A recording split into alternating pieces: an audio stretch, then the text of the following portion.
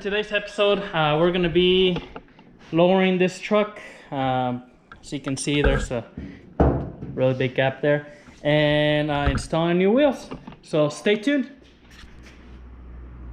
All right, so the first thing, just go over all your parts, make sure everything looks okay. There's gonna be a lot of pretty much cutting and pretty much intensive labor, so it can be done at home by anyone really. The hardest part is you need like a cutoff tool, like a pneumatic chisel, something like that. And then just make sure you have good jack stands. I'm gonna take the tires off on the back and get started. From what I was reading also on the instructions, it says to drop the gas tank, and so that'll be a little bit more work. And also it says to take off the hitch, which this vehicle does have a hitch. So so that's the, I guess, hardest part. That's gonna be dropping gas tank and all that, but guess we'll figure it out. All right, so I put the I could put a couple of jack stands here underneath. One on the frame, one on the pretty much the frame, but it's the tab that mounts the cab to the frame. And the reason I did it up front is because we're going to be doing most of the work here on the back. So on this particular model, you take off the hanger here on the back, not the front, and that's the one you're going to be replacing. And then so that's why the hitch has to be removed. So it makes sense now. So I can't really put a jack stand. A good place for a jack stand would be on the hitch on the back, because that'll support the weight right on the frame, but obviously we're going to remove that. So that's supported there. I still have the jack on the rear end. I did take the shocks off here on the back off camera. So it's just really simple, 21 millimeter socket on the top. The nut is welded to the frame part, and then on the bottom it does have a nut on the other side, so 21 millimeter wrench and a socket, and then you just take it off. So took both of these off, both sides. I got it on jack stands. What I'm gonna do next is get back here and loosen all the bolts for the hitch, and then drop the hitch, and then I guess right after that I'm gonna go ahead and drop that gas tank. So the reason that you have to drop the gas tank is the bolt here on the leaf springs on the back. It'll be hard to see, but I'll show you guys later on. It comes in from the back side all the way through the frame, looks like. And so once you take the nut off, you can't push it out because the gas tank's right there. So that's pretty much the only reason you have to do that.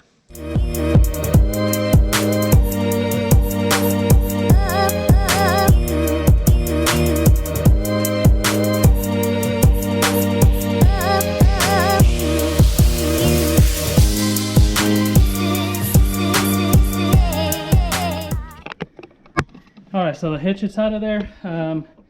2 bolts on front, 2 bolts here on the passenger side. You have to put a wrench on the back side because there's a nut. Actually, let me rephrase that. There's nuts on the bottom, there's bolts that go through the frame, but you still have to hold the bolt. Same on this side, and then there's an extra bolt here on top that goes from the bottom up, and that just holds pretty much everything in place. So you pretty much, when you put it on, I would assume you put that bolt first, and because it has a sliding part right here, and then you can slide it back and forth, align everything else. That one, that would kind of hold the whole thing in there, and then just put everything back. So I also took the spare tire out of here. It's over there, just because that bolt, that way I can get my impact. There's more room for activities back there. So now I'm gonna get my transmission jack that I have, and hopefully that'll work to hold the gas tank.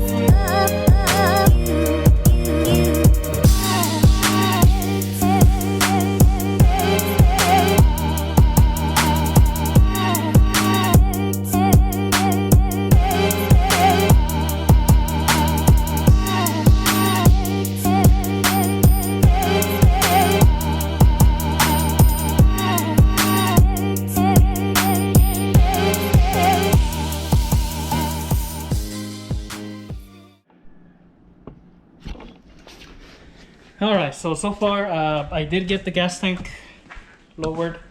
I have only lowered about 4 inches, but you do take these 3 bolts, so the 2 Torx on top and then the push pin on the bottom here, and then you just gotta guide it. It tends to drop from the back a lot easier because on the front it has like hoses for the evap system, so just make sure you can kind of guide it.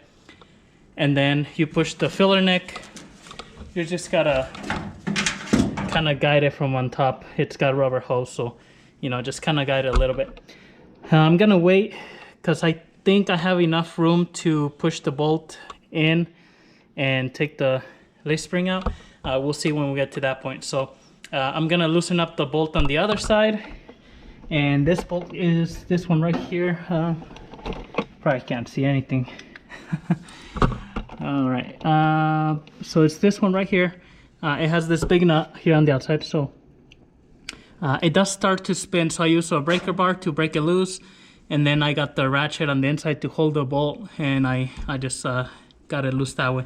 There's not much room here to get an impact unless you drop the tank all the way down. So on the other side, I think there'll be enough room to get the impact on the inside, so if that's the case, that'll be easier. And then after that, we'll have to get the bolts on this side loose. And then at that point I believe we take these straps off, so that way we can take the leaf springs out all the way. So let's do the other side and then see how it goes.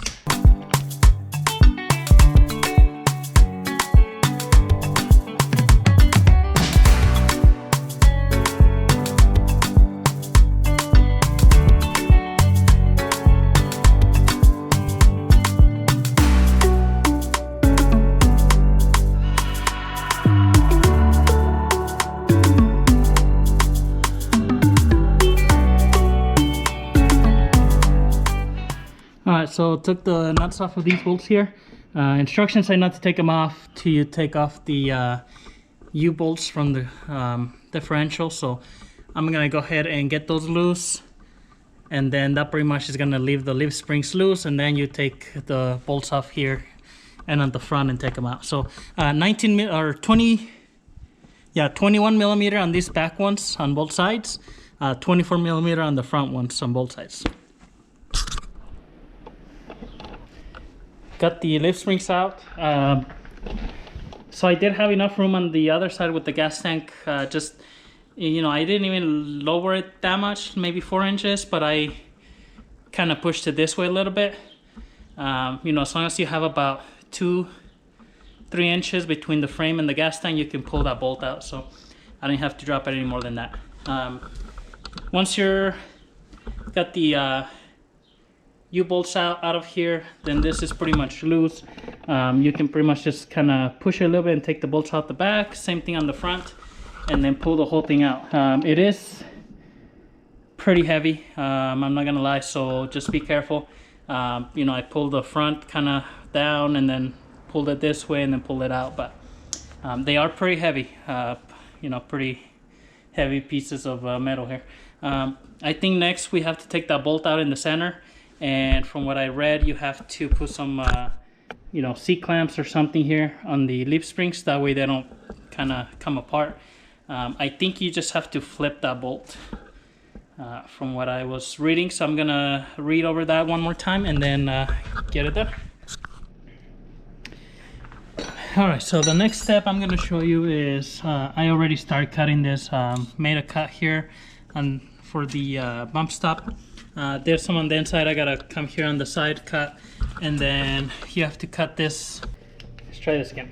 So I'm cutting the bump stop there, because obviously since the whole differential is gonna be on top of the springs now, or the leaf springs, so this will probably bottom out instantly. So this is gonna come off, then you have to make a hole and thread a new bump stop in there. And then you have to remove the this little perch for your brake line and your ABS sensor, and that's because the new piece that goes underneath has a piece for this. You just pretty much have to cut it off almost like straight. You don't have to get way back in here because it's hard to do that. because the other piece just goes straight up in there. It just gets kind of guided in between here. Besides that, then I'm gonna cut the hanger back here. That's a little bit harder, so we have to cut the rivets and pop them out and then get that piece off. So I'm gonna do that now. I'll put it on time lapse so you kind of see you know, how I did it. Buy yourself a little air cutoff tool if you have an air compressor, just because those are smaller. They're easier to get in there. If not, I guess try to use a grinder, but it's going to be a lot harder. So.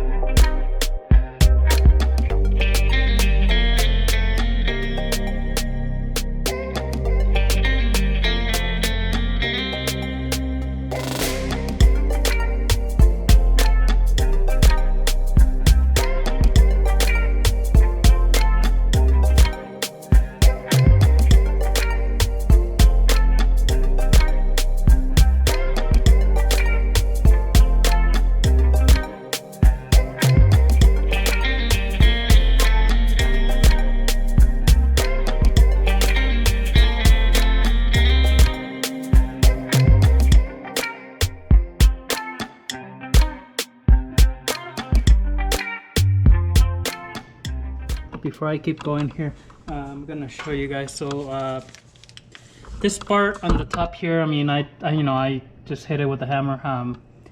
I'll come back with the grinder and just smooth that out a little bit, but you know, cut all around and then just hit it a few times and it'll pop off. This one is cut in there.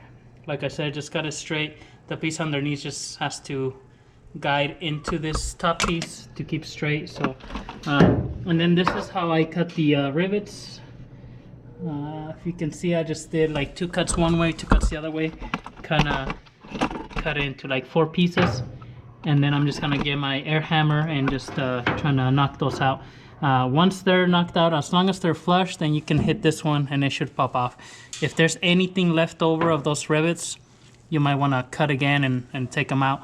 And then there's a bolt on that top corner that I took out as well. So I'm gonna knock those out. And then there's another bracket here that goes to the back that has another rivet, and I'll take that out after I take this one out.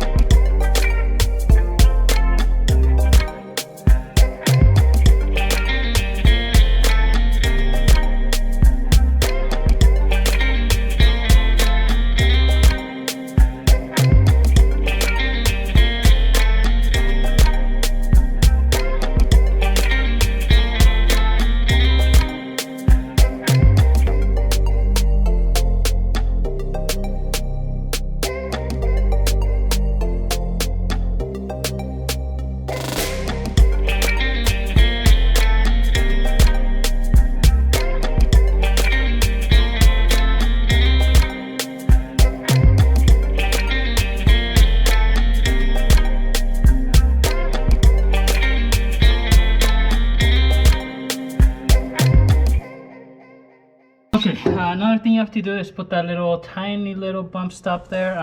Drill 5/16 hole and then a 3/8 inch tap. 3/8/16 is the thread. I don't see why.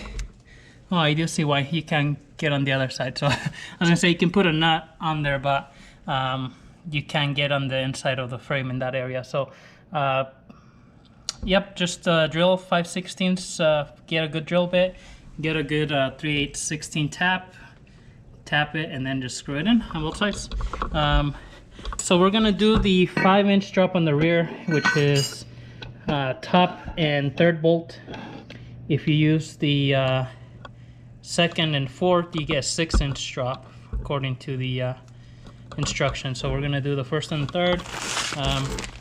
We'll be using the hardware they provided, except the one bolt here on top, which is the factory one that we took out over there.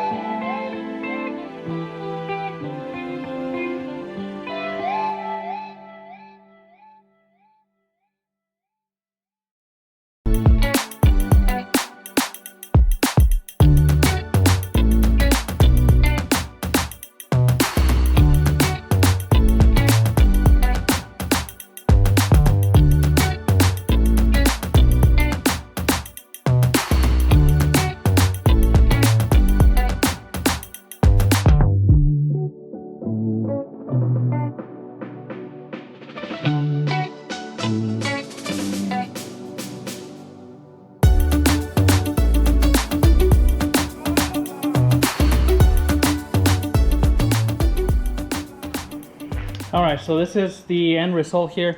As you saw in the last part of that time lapse there, once you cut all that, you just gotta bolt those pieces back to the frame, and you put your leaf spring. You just gotta put it underneath your differential and then just bolt everything back together.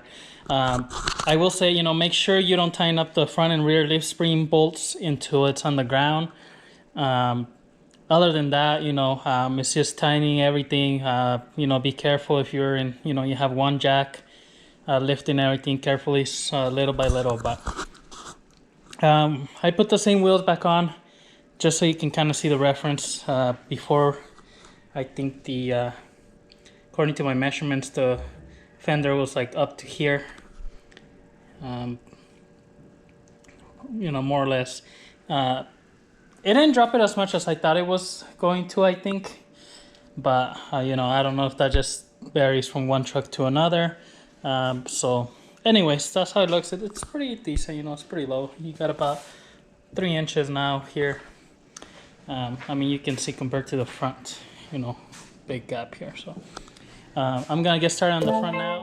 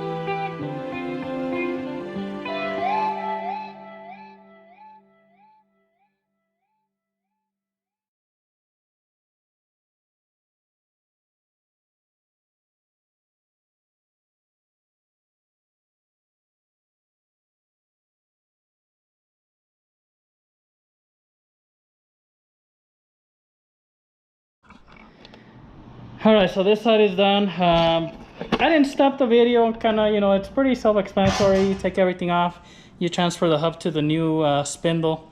take off the strut. The hardest part is compressing that spring and, you know, taking the shock apart and then compressing the new one. But that's not too bad.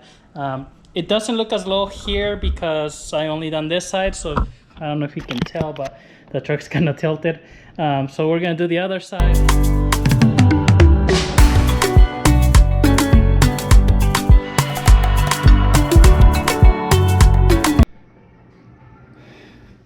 Alright, so I'm gonna show you a little bit more in this side here. Took the tire off, put a jack stand under the frame there.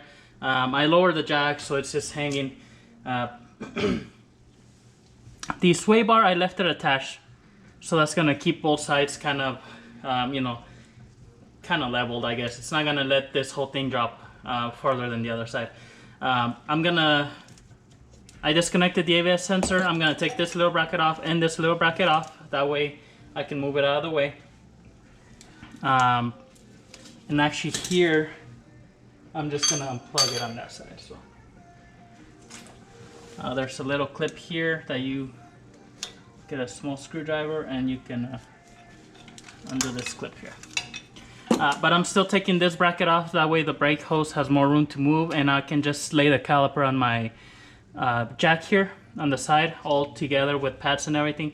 I did have the hook, but hanging it from that piece there, I mean, it was pretty much touching the jack, so I just laid it there.